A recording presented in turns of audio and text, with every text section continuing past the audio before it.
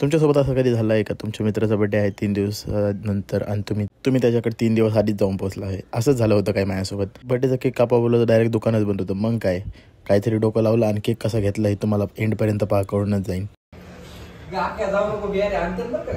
काय नाही होत, बिहारी आपण पकडू. मी फोन करतो, महामित्र माग बसलाय. मित्रांनो, याच्यापेक्षा आयुष्यात काय चांगलं असेल. मी लिटरली चाकणवरून येत होतो मित्राकडनं. तर येता येता पालखीचं आगमन झालं होतं आळंदी गावात. तर त्याचं मी तुम्हाला काही दृश्य दाखवतो आता, ते पहा. आम्हाला केक भेटला का नाही आणि आम्ही त्याचा बड्डे सेलिब्रेट केला का नाही हे एंडपर्यंत पहा, तुम्हाला कळूनच जाईल. आणि माझ्या चॅनलला फॉलो आणि सबस्क्राईब पण करून घ्या. आज वार होतं संडे. मग सकाळी गाडी काढली आणि निघलो आपण गणेश भाऊकडे जाण्यासाठी चाकणला. कारण की 2 दिवसांनी होता भाऊचा बड्डे. हे मला तिथे गेल्यावरती कळालं. कारण की मला असं वाटत होतं त्याचा बड्डे आहे 21ला आणि फायनल त्याचा बड्डे निघला 22ला. मग काढलेली गाडी आपण निघलो गणेश भाऊकडे जाण्यासाठी. फायनल त्याच्या घरापाशी गेलो आणि आता फायनल त्याची रिॲक्शन कशी होती मला पण चेक करायची होती. कारण की त्याला लिटरली माहिती नव्हतं की मी आज चाकणला येत आहे म्हणून. बघू आता भाऊची रिॲक्शन काय निघतात. इथंच बसलं सगळ्या भाऊच्या इथं बसलो. आता आपण तिथून निघलेलो परत दुसरीकडे जाण्यासाठी. आळंदीला जाऊ की गेल्या वर्षी आपण पंढरपूरला गेलो, आठवतंय ना बड्डेला. यावेळेस आता आळंदीची यात्रा आहे ना. बड्डे उद्या येतो आज कन्फ्यूज आहे रे की नेमकं नाही का 14 प्रो घ्यावा का 16 प्रो घ्यावा. 16 प्रो घे, 14 प्रो काय घेत बसतो आता. बोलता बोलता जाऊन पोचलो गणेश शेठच्या कंपनीमध्ये. तिथलं कामकाज बघितलं, कामकाज कसं चालले, लोकांना कामं दिली आणि इकडून निघलो आम्ही स्टुडिओला जाण्यासाठी परत. भाऊचा बड्डे होता 2 दिवसानंतर. मग भाऊला आजच काय झालं काय माहिती, आजच आम्हाला आयफोन घ्यायचा होता.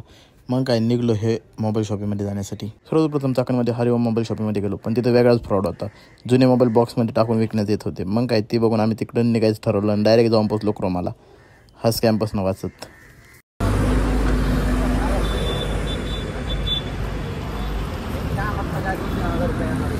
क्रोमामध्ये ते गेलो आणि सर्व मोबाईल बघायला लागलो. त्याला भाऊला आवडला होता 16 प्रो मॅक्स. मग बघता डीलिंग वगैरे बसच ठरवलं आणि हा मोबाईल होता तो जो घ्यायचा होता तो आम्हाला. मग त्यांच्याकडनं ऑफर वगैरे जाणून घेत होतो. भाऊ लोक तर आम्हालाच इन्शुरन्स चिपकायच्या मागे लागलेली. मग इन्शुरन्स आम्ही कटअप केला आणि फायनली मोबाईल पॅक करायला लावला.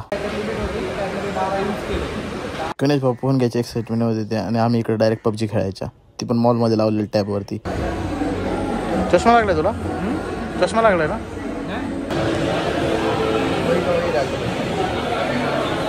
यो ॲडेड खोलशील ना माझून खोलायला टाईप आहे.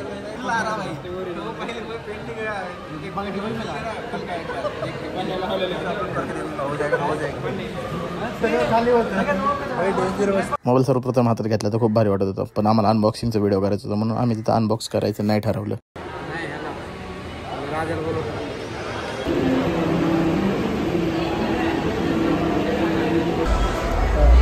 फायनली अख्खा मोबाईल निघला. जर आम्ही व्हिडिओ काढून टाकला तर ग्रुपसाठी होतं.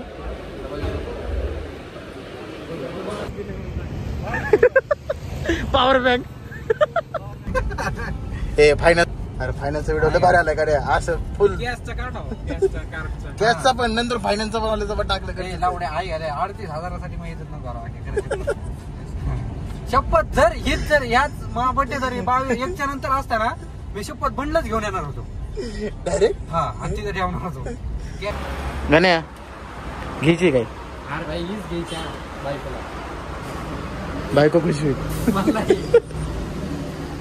गाडी घ्यायची होती मामाच्या पोराला. मग गाडी तर काही घेतली नाही. तिकडून आम्ही निघलो कोटेशन वगैरे घेऊन डायरेक्ट जेवायला जाण्यासाठी. पोहोचवल्यावरती आठवलेलं की भाऊच्या बड्डेचा केक पण कापायचा. मग केक शॉप सांगितलेलं दादांनी पलीकडच्या साईडला. मग निघलो पलीकडे जाण्यासाठी. केकचं दुकान तर दिसलं पण केकचं दुकान होतं पण. हे बघून आम्हाला दोघांना आलं टेन्शन. आम्ही थोडंफार इकडे तिकडे चेक केलं अजून कुठं केकचं दुकान आहे का, पण भेटलं तर नाही फायनली. तिकडे ते दादा होते. ते बोलले दुकानाची चावी नाही, तुम्ही टेम्पोतनं केक नेणार का? मग टेम्पोत गेलो आणि प्रेस्ट जेवायला बसून होतो म्हणून डायरेक्ट प्रेस्टीज घेतली. कारण की लास्ट टाइम बड्डेचा केक कापायच्या ऐवजी आम्ही 800 किलोमीटर फिरलो पण भाऊचा बड्डे काही सेलिब्रेट नाही केला. म्हणून ह्यावेळेस पहिल्यांदा बड्डे सेलिब्रेट करायला ठरवलेलं. त्या गाडीवाल्याकडनं डायरेक्ट केक आणला.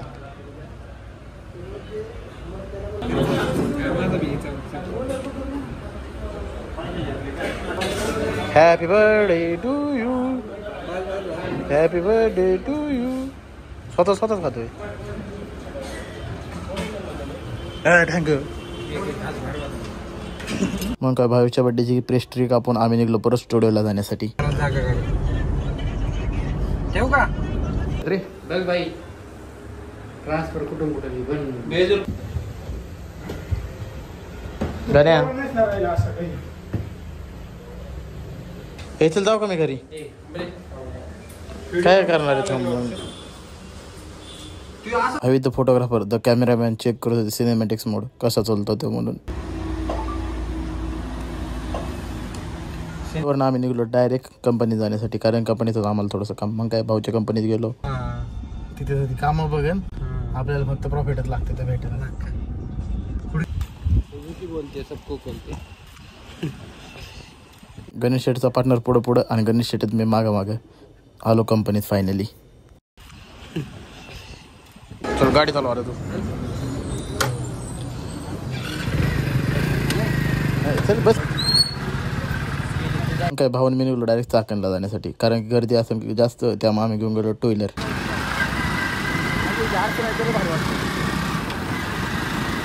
चाकणला गेलो होतो मोबाईलला कवर आणि ग्लास घेण्यासाठी. तिकडचं करून आलो तरी भाऊ काय बॉक्स काय सोडतच नव्हता कारण की नवीन मोबाईल घेतला होता ना.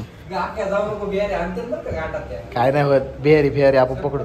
मी फोन करतो महामित्र माग बसलाय. मग काय काढली गाडी आणि निघलो घरी येण्यासाठी लवकरात लवकर. मित्रांनो याच्यापेक्षा आयुष्यात काय चांगलं असेल.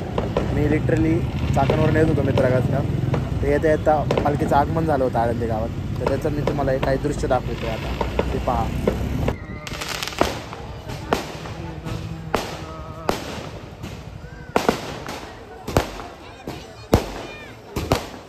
सकाळी ठरवलेलं आळंदीत जायचं पण आपलं काय कारण असतं जाता नव्हतं आलं म्हणून आपल्याला येतानीच पालखी भेटली म्हणून खूप छान वाटलं मला.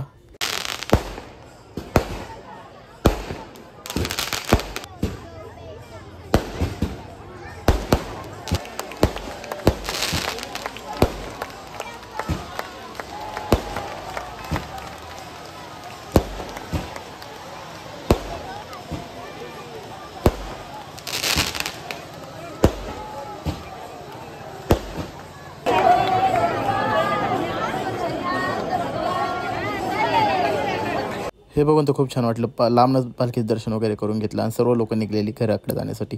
आणि मला पण रस्ता मोकळा होईल का नाही ह्याची मी वाटच पाहत होतो आणि कधी रस्ता मोकळा होईल आणि कधी मी तिथनं पुढे जायलासाठी निघेन. रस्ता तर काय मोकळा नाही झाला पण बॅक साईडने एक नवीन ब्रिज झाला होता. मग त्या साईडने निघून रस्ता क्रॉस करून दुसऱ्या साईडला गेलो.